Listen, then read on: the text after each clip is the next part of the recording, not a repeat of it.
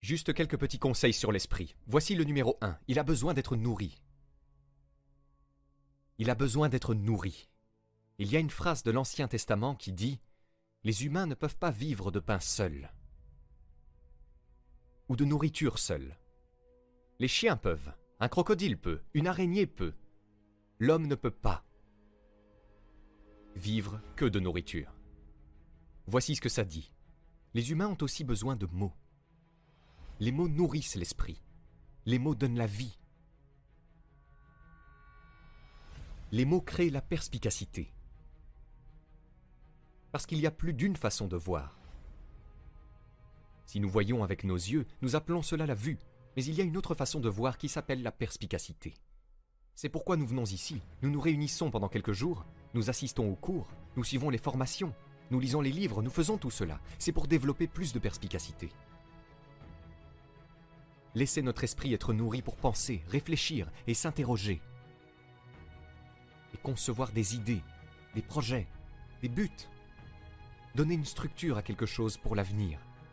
Que ce soit une meilleure santé ou une meilleure carrière, un meilleur avenir. Ensuite, l'esprit a besoin d'être exercé. Et nous en avons parlé un peu plus tôt. L'exercice par le débat. S'exercer en lisant les deux côtés du débat, les deux côtés de la question. Les grandes questions de la vie, les grandes questions politiques. Ne vous écartez pas des grands débats. Premièrement, l'esprit a besoin d'être nourri d'idées. Deuxièmement, il a besoin d'être affiné, stimulé et exercé par le débat. Nous avons besoin que les deux côtés du drame humain soient représentés. La raison pour laquelle la Bible est un livre si classique pour l'étude de toutes sortes d'histoires est que la Bible est pleine d'histoires des deux côtés, du côté du mal et du côté du bien. La Bible dit, l'Ancien Testament dit, ce roi est arrivé au pouvoir et il était un bon roi et il a régné pendant 18 ans. Puis il est dit que le roi suivant est arrivé au pouvoir, qu'il était un mauvais roi et qu'il a érigé des idoles. Il est devenu le mauvais roi. Ainsi on peut lire « Bon roi, mauvais roi », montrant les deux côtés du spectre humain et du drame. Certaines histoires que nous lisons dans la Bible sont des personnes à admirer, d'autres sont des personnes à mépriser. Dans votre bibliothèque, vous avez besoin d'un livre sur Gandhi et d'un livre sur Hitler. Un livre pour vous montrer combien les aspirations d'une personne peuvent être nobles, et l'autre livre pour vous montrer à quel point les objectifs de quelqu'un peuvent être méprisables et maléfiques. Des deux côtés, nous étudions le bien et le mal, l'un que nous aimons et l'autre que nous détestons. Nous étudions la maladie, nous étudions la santé. Quelqu'un dit, on ne peut pas étudier les choses négatives. Vous devez étudier les choses négatives. Vous devez donner la parole, l'esprit et le temps aux deux côtés des problèmes, afin de renforcer votre côté de l'argument. En élevant nos enfants, nous devons poser les deux côtés. Quel est le côté dangereux et le côté sûr? Dans l'un des séminaires, auxquels je suis sûr que certains d'entre vous ont assisté, je parle de la philosophie qui fait la différence. La philosophie fait deux choses, je veux dire, la philosophie personnelle de chaque personne. Alors notez bien ceci, notre philosophie personnelle fait deux choses. Premièrement, elle nous aide à voir les dangers d'un côté, afin de pouvoir les éviter ou les minimiser. Ensuite, notre philosophie personnelle doit être développée pour nous permettre de voir les opportunités de l'autre côté, afin de les maximiser. Et pour le reste de votre vie, ce sera le double défi de développer des idées et une philosophie, et de renforcer le tout afin que vous puissiez éviter les dangers et maximiser les opportunités. Parce que les dangers ne disparaissent jamais. Les dangers pour notre navire d'État appelé le pays. Le danger pour l'entreprise. Le danger pour la société. Les dangers se cachent toujours à l'intérieur et à l'extérieur. Les dangers se cachent à l'intérieur de nos propres esprits.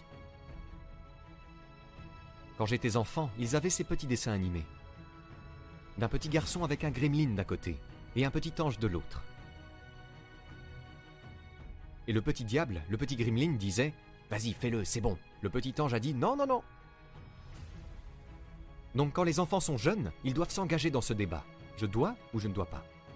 Une voix dit « Vas-y » et l'autre dit « Non, non ». Nous espérons donc qu'au fil des années et des classes, en passant de la première à la deuxième année, de la cinquième à la 10e année, nous apprendrons davantage. Comme Abraham l'a dit, écouter les meilleurs anges de notre nature. Faire appel à notre conscience. Et laisser notre conscience nous aider avec Dieu et tout ce qui a une bonne influence pour nous aider à prendre les bonnes décisions. Éviter le malin, éviter le danger, le côté obscur, et faire appel à nous-mêmes pour nous engager dans le côté positif, le côté des opportunités.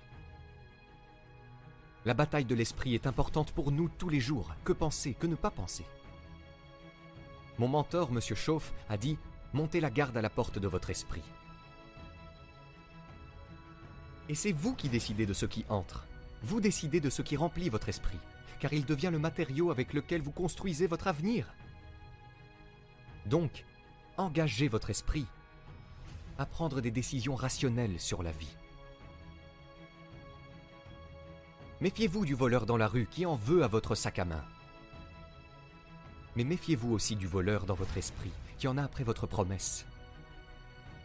Le voleur dans votre esprit qui dit que vous êtes trop petit, trop grand, que vous ne l'avez jamais fait avant. Qu'est-ce qui vous fait penser que vous pouvez le faire maintenant? Ça ne marchera pas pour toi. Quelqu'un d'autre peut trouver le livre, vous ne le trouverez jamais. Si tu trouvais le livre, tu ne le lirais pas. Et si tu le lisais, tu ne le comprendrais pas. Tout ce qui se passe dans notre esprit.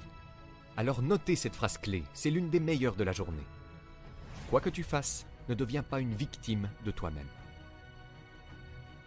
Alors que vous vous engagez dans ce débat sur ce qu'il faut manger, ce qu'il ne faut pas manger, où aller, où ne pas aller, ce qu'il faut dire, ce qu'il ne faut pas dire, ce qu'il faut faire, ce qu'il ne faut pas faire, assurez-vous de renforcer le côté positif de cet argument avec vous-même, afin que, jour après jour, vous deveniez plus sain, jour après jour, vous deveniez plus fort, jour après jour, vous deveniez plus sage. Jour après jour, vous construisez un meilleur bouclier et une meilleure immunité. Une immunité intérieure pour repousser la maladie, mais une immunité extérieure pour repousser tous les éléments négatifs, toutes les ordures et toutes les choses qui n'amélioreraient pas votre développement personnel ni vos promesses d'avenir.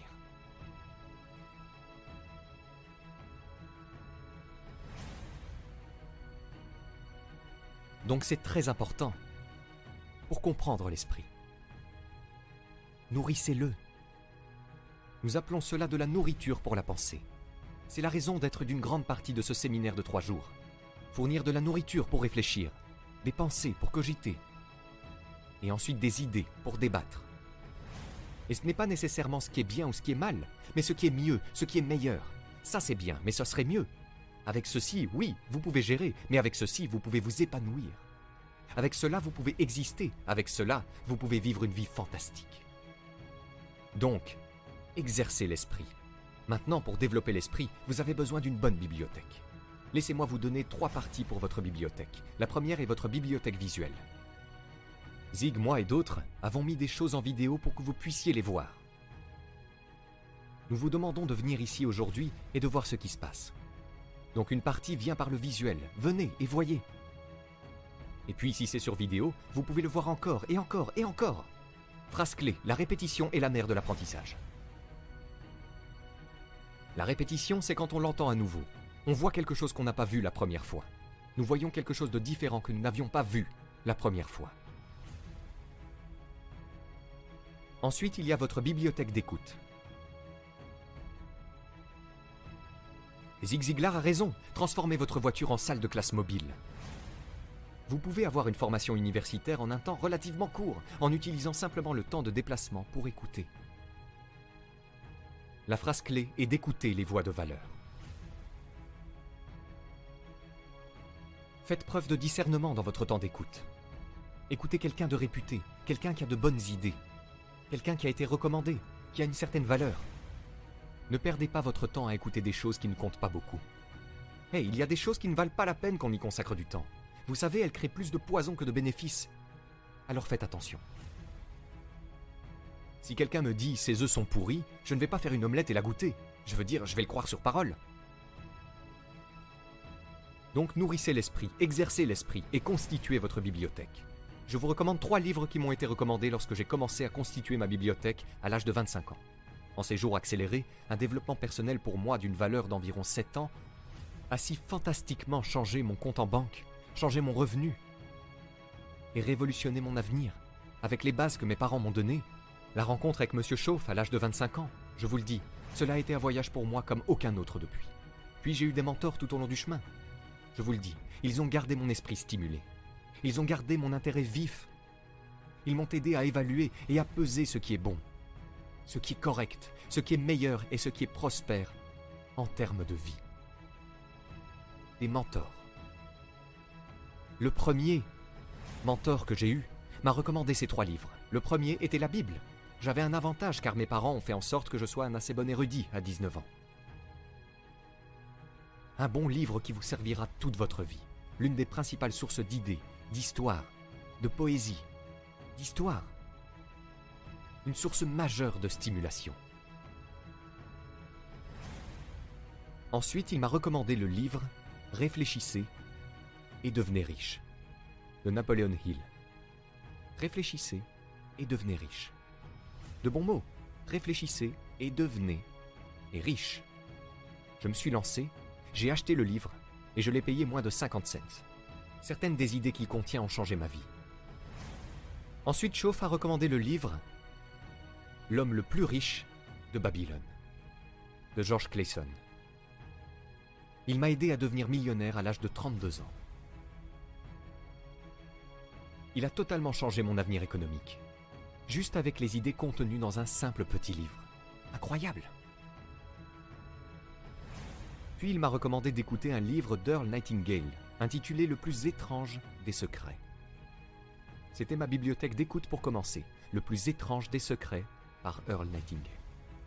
Donc, votre bibliothèque d'écoute et votre bibliothèque visuelle, la suivante est votre bibliothèque de lecture. Nous n'allons pas faire une liste complète des meilleurs livres, mais voici un bon livre à se procurer si vous voulez une bonne liste des meilleurs livres. Il s'appelle « Comment lire un livre ». Simple. Comment lire un livre par Adler, éditeur en chef de l'Encyclopædia Britannica, Mortimer Adler. Il a écrit un livre intitulé « Six Great Ideas », 6 grandes idées, qui est excellent. Il se demandait si les idées étaient tangibles. Les idées sont-elles réelles ou ne sont-elles rien? Mais il a écrit ce livre avec un autre auteur. Comment lire un livre? Maintenant, si vous maîtrisez ce livre, vous pouvez obtenir beaucoup plus d'un livre. C'est un livre assez difficile à lire. Mais il vous donnera des idées sur la façon de prendre un livre et d'en tirer le meilleur parti. Prendre un livre et en tirer le meilleur parti. Mais dans ce livre, il y a aussi une liste de ce qu'il appelle les plus grands livres jamais écrits. Et j'ai utilisé ce livre, cette liste, comme une pièce maîtresse de ma bibliothèque. Il contient les classiques que j'ai manqués. Je n'ai fait qu'une année d'université, donc j'ai manqué tout un tas de choses. J'ai commencé à rattraper ça en collectionnant les meilleurs livres jamais écrits. Il est intéressant de noter que sur cette liste, il y a l'Ancien et le Nouveau Testament. Sur la liste de tous les érudits, qu'ils soient de l'Est ou de l'Ouest, vous ne pouvez pas manquer ces sources majeures. En plus de cela, il y a un livre intitulé Lessons of History, écrit par Durand. Et je le propose parce que c'est l'un des écrits classiques de tous les temps. Vous pouvez ne pas être d'accord avec ses prémices, mais vous devez certainement reconnaître que c'est l'un des meilleurs livres jamais écrits. Lui et sa femme ont écrit environ 11 volumes sur la civilisation. Prenez un cours de lecture rapide, vous pourrez les parcourir. Mais ce petit livre, Lessons of History, est une sorte de résumé de leurs idées sur l'histoire. C'est un classique. Ensuite, un classique, je pense que tout le monde l'a, un livre appelé As a Man Thinketh, L'homme est ce qu'il pense, par James Allen, où chaque phrase est un séminaire. Et vous pouvez ne pas être d'accord avec ces prémices, dans certains cas. Vous ne voulez pas lire uniquement ce avec quoi vous êtes d'accord. Et ne vous contentez pas de lire ce qui est positif. Notez bien, vous ne pouvez pas vivre de sucrerie mentale. Tout comme vous ne pouvez pas nourrir vos enfants avec de la crème glacée tout le temps et espérer qu'ils soient en bonne santé. Vous ne pouvez pas vivre de sucrerie mentale. Quelqu'un dit « je n'ai lu que des choses positives ». Ce n'est pas suffisant. Et la raison en est que vous devez connaître les deux côtés de la question.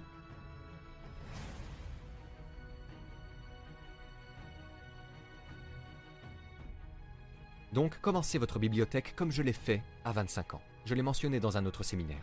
Je n'ai pas tout lu dans ma bibliothèque, mais je me sens plus intelligent rien qu'en la parcourant. Vous comprenez? Assez intelligent pour l'acheter, maintenant je dois être assez intelligent pour tout lire. Puis je dois être assez intelligent pour trier et décider de ce qui a de la valeur. Donc faites-en la prochaine partie maintenant. Dans le cadre du développement personnel de l'esprit, Vous devez trier ce que vous lisez, ce que vous voyez et ce que vous entendez, et décider ce qui est valable pour vous, pour essayer de le faire et de le maîtriser. C'est là qu'intervient le fait d'être un étudiant. Pas un suiveur, mais un étudiant.